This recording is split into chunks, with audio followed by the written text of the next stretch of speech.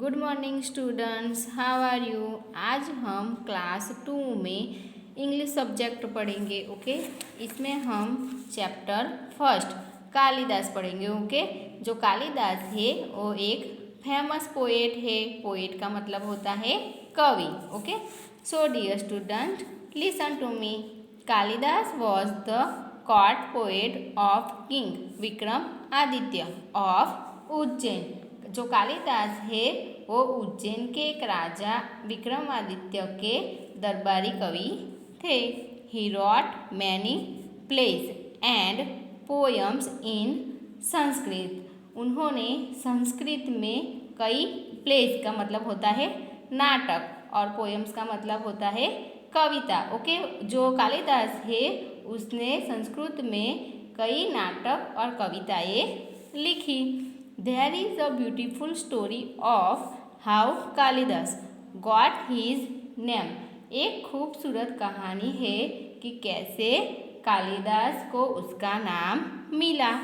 It also tells us how he become a great poet। यह भी बताता है कि वह एक महान कवि कैसे बना। Okay, he could not go to school because he was very poor. वह स्कूल नहीं जा सकता था क्योंकि, बिकॉज का मतलब होता है क्योंकि वो गरीब था। पुअर का मतलब गरीब। Okay, he had to tend his father's sheep. उसे अपने पिता की भेंड़ें चरानी थी। In a nearby city lived a king who had beautiful and intelligent daughter. Her name was Vidyavati. She said, whoever can answer my questions will be my husband। पास के near by का मतलब होता है पास के शहर में एक राजा रहता था जिसकी एक सुंदर और बुद्धिमान, इंटेलिजेंट का मतलब होता है बुद्धिमान बेटी थी। उनकी बेटी की नाम क्या था? विद्यावती था।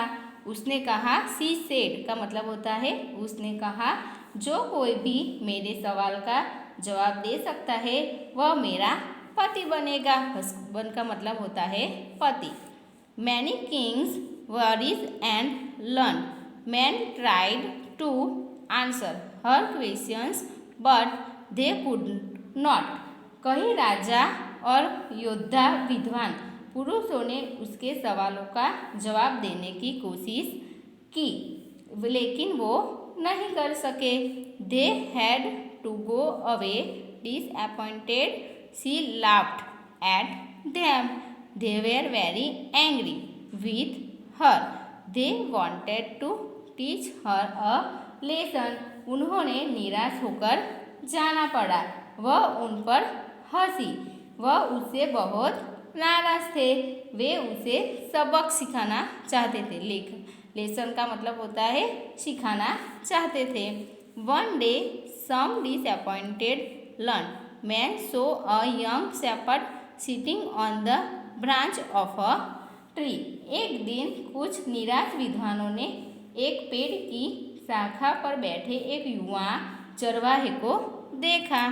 He was cutting it. वह उसे काट रहा था। कटिंग का मतलब काट रहा था। They thought how foolish this young shepherd is. He is cutting the branch on which he is cutting soon he will fall down. उन्होंने सोचा, दे थॉट मतलब उन्होंने सोचा, यह हुआ चरवाहा कितना मूर्ख है। वह उस शाखा को काट रहा है जिस पर वो बैठा है। जल्द ही वह नीचे गिर जाएगा। ओके, सडनली का मतलब अचानक। They had an idea. उन्हें एक विचार आया। They made a plan. उन्होंने एक योजना बनाई। प्लान का मतलब योजना बनाई।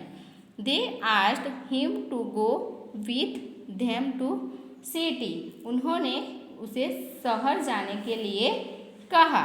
ही एग्रीड टू डू सो। वह ऐसा करने के लिए सहमत हो गया। एग्रीड का मतलब राजी यानी सहमत हो गया। There they gave him tasty food to eat and delicious buttermilk to drink। वहाँ उन्होंने उसे खाने के लिए स्वादिष्ट भोजन दिया और पीने के लिए स्वादिष्ट छाछ दी।